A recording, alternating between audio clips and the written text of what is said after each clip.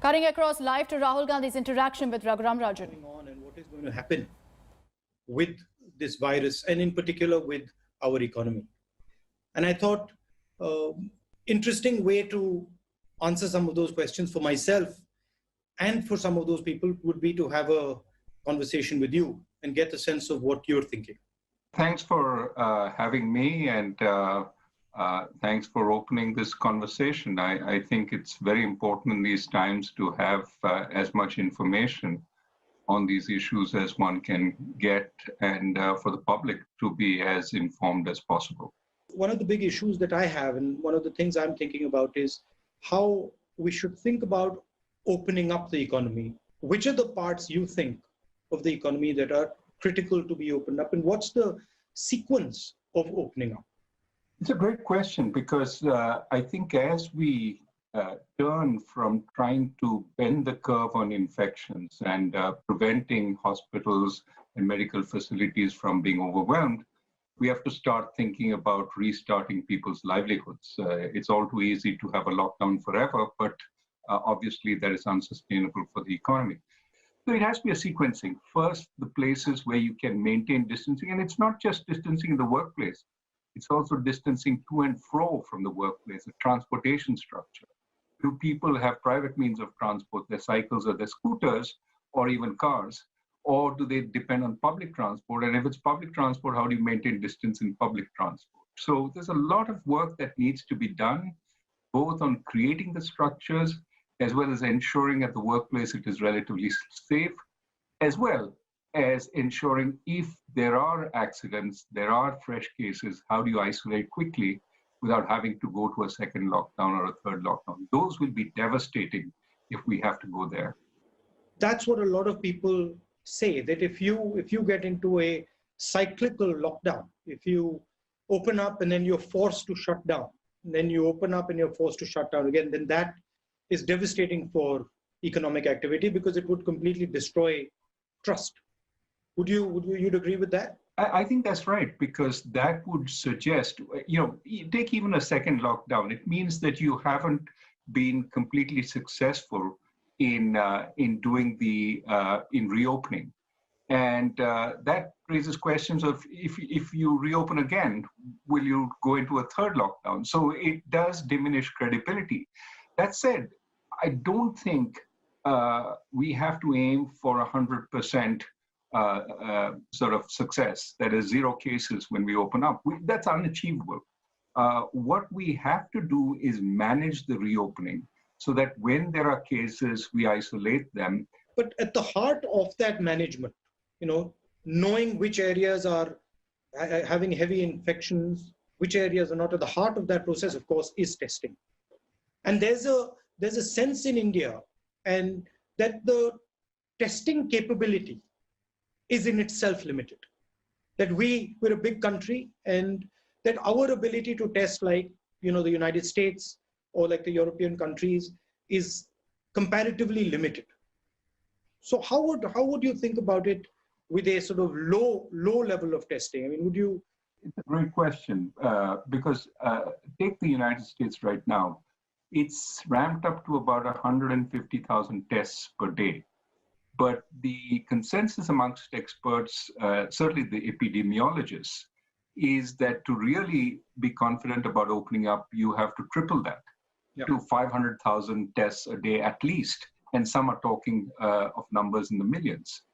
Well, just multiply by 4 to get 4.5 to get India's population. And you're talking about 2 million tests a day if you want to get the level of confidence that you have in the United States. And clearly, we are nowhere near that. I think we're somewhere around 25,000, 30,000 tests a day at this point. But we have to be cleverer about opening up, which means perhaps do mass testing.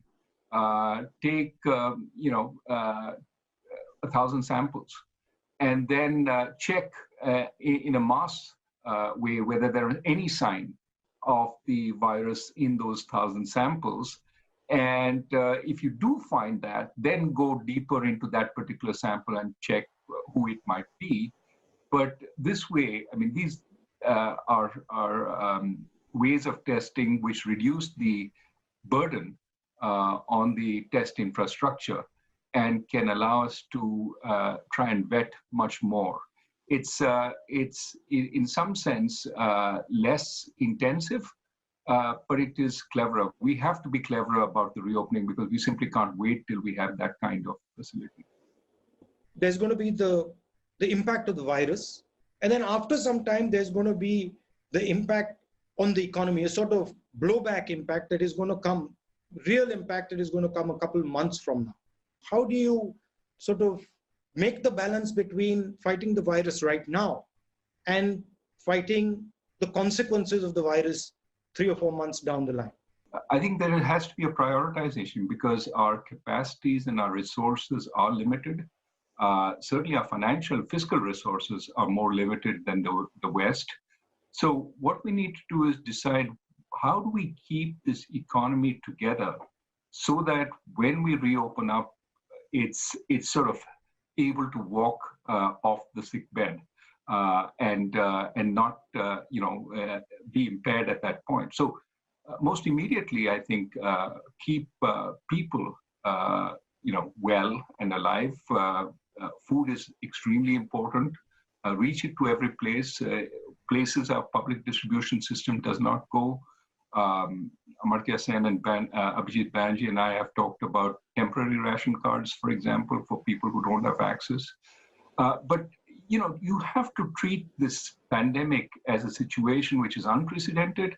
We have to break norms in order to tackle what is needed, while at the same time keeping in mind that there's an overall budgetary sort of limit. There are only so many resources we have.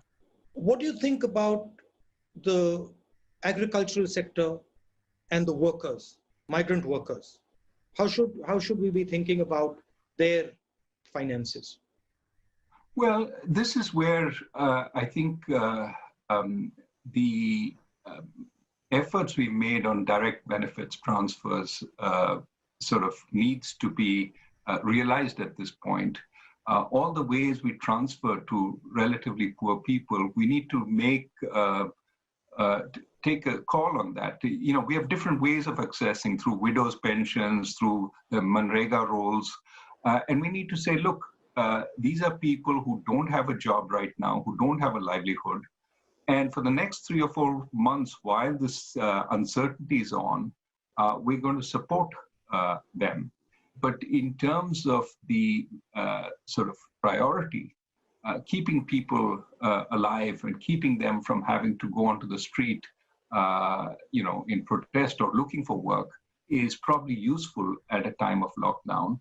And so I think we need to find ways of getting both money as well as food through the public distribution system to as many of these people as we can. तो doctor राजन कितना पैसा लगेगा गरीबों की मदद करने के लिए? तकरीबन 65,000 करोड़ 60,000 और 65,000 करोड़ इतना ज्यादा नहीं है. हमारा जीडीपी 200 लाख करोड़ है और उसमें 65,000 करोड़ इतना ज्यादा नहीं है. तो कर सकते हैं और अगर ये गरीबों के लिए है और अगर उनका जिंदगी बचाने के लिए है तो करना चाहिए. अभी तो देश संकट में है, मगर कोविड के बाद हिंदुस्तान को इस घटना से कोई फायदा भी होगा, कोई स्ट्रेटेजिक फायदा होगा, दुनिया में कोई बदलाव होंगे जिससे हिंदुस्तान को फायदा होगा या जिनकी हिंदुस्तान एडवांटेज ले सके? किस प्रकार से दुनिया बदलेगी आपके मुताबिक? These kinds of incidents rarely have positive effects for any country, in general. But there are ways countries can take advantage of them. And what I think we can say is that there will have to be a rethinking of everything in the global economy once we are out of this. If there is opportunity for India, it is in shaping that dialogue. in being more of a leader in that dialogue, because it is not one of the two big warring parties, but is a big enough country to hear its voice, to have its voice heard in the global economy. In this situation, India can find opportunities for its industry, for its supply chains, but most importantly, it can try and mold the dialogue towards one which has greater place for more countries in the global order, a multipolar global order rather than a single or a bipolar global order.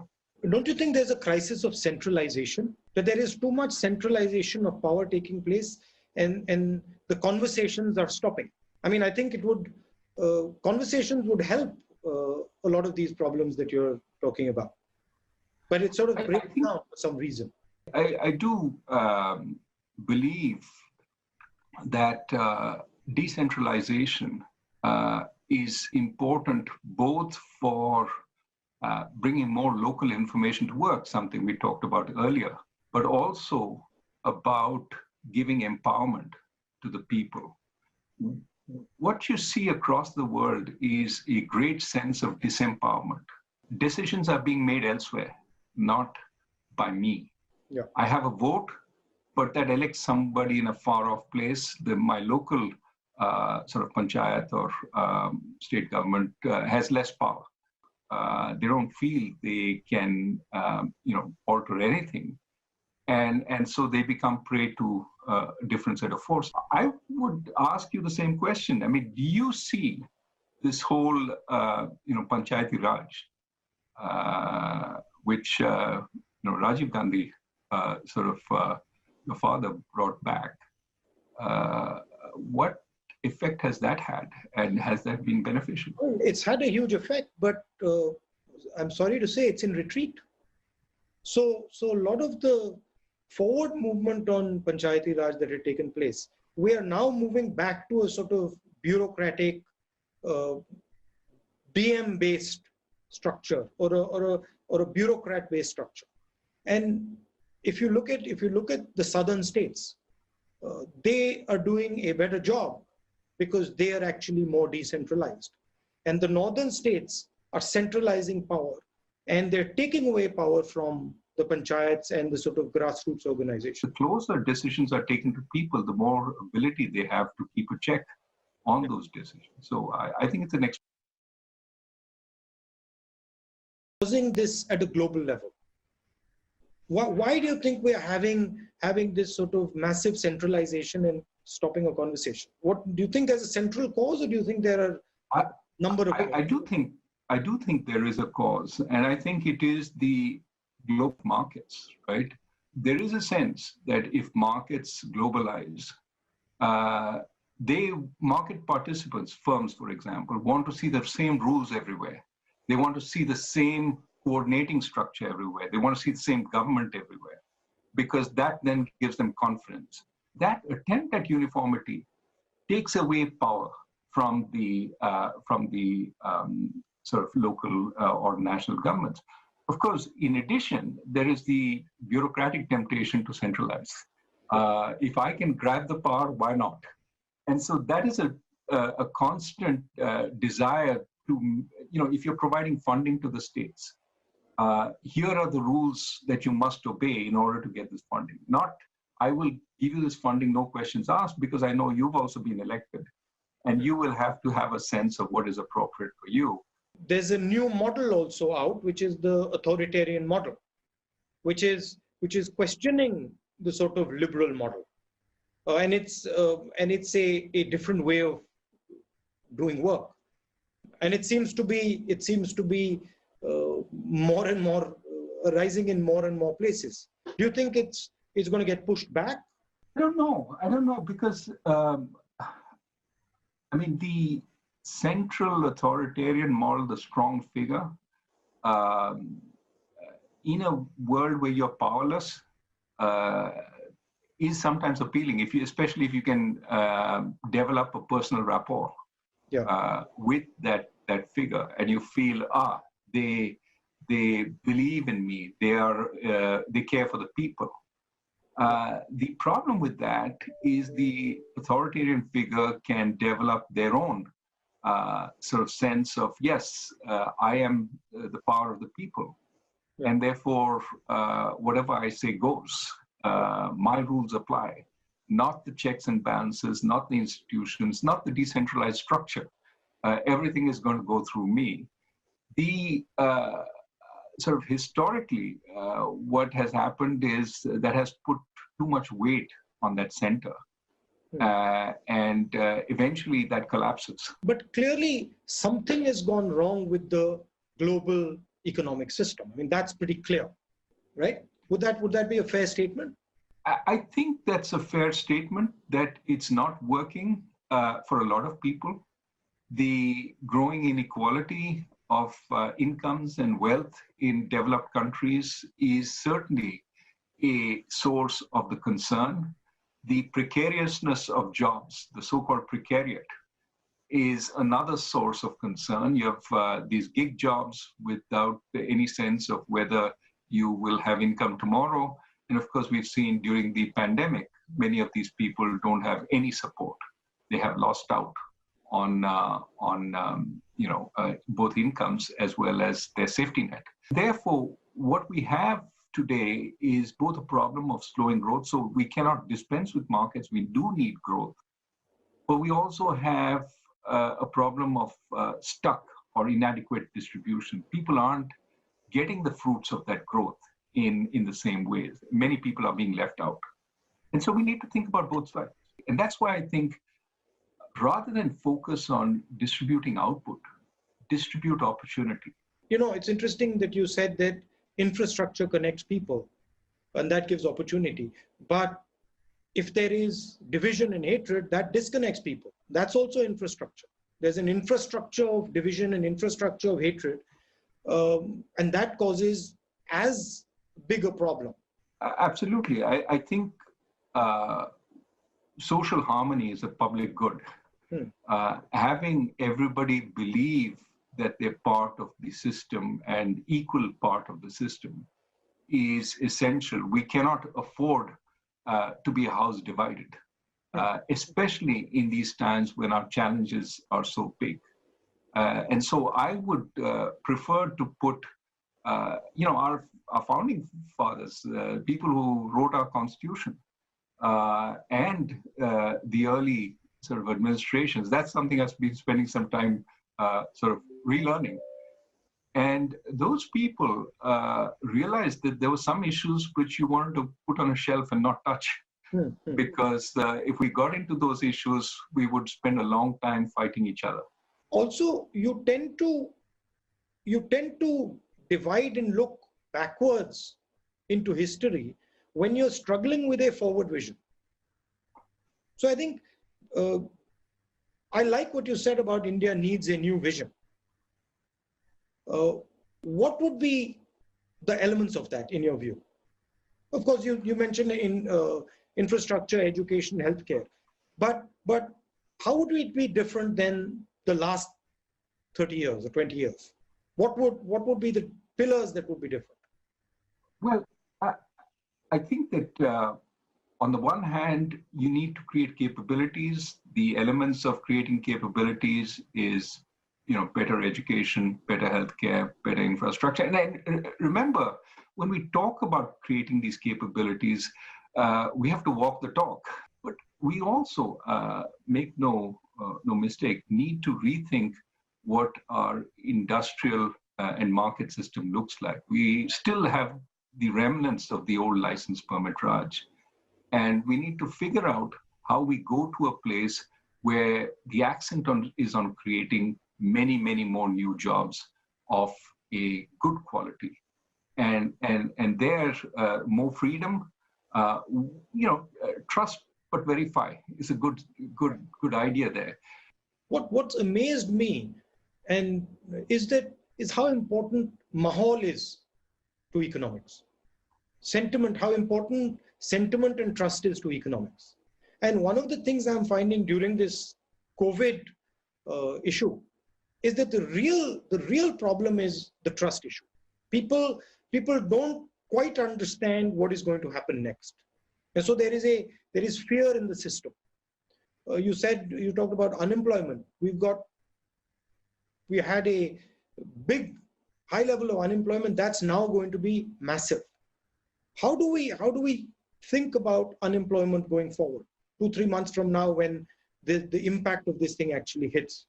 Well, the numbers are really worrying, right? If you look at CMI and says that, virtually 100 million more people have been put out of work as a result of this COVID. 50 million through unemployment, 60 million through leaving the labor force. Now, you can dispute what the particular survey does or says, but this is the only data we have.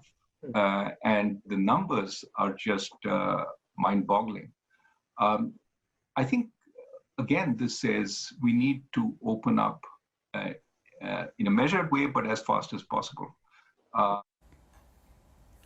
So that was the interaction between Rahul Gandhi and Raghuram Rajan, where the focus clearly is on what next for the economy and ensuring that we get it back on the right track. We'll continue getting you the highlights of Rahul Gandhi's interaction there with the former RBI governor. Slipping into a short break. We'll be right back. Hello everyone, this is Rahul Kamal here. Hope you enjoyed this video. For the latest news and analysis, like and subscribe the India Today YouTube channel, and don't forget to press the bell icon to stay updated.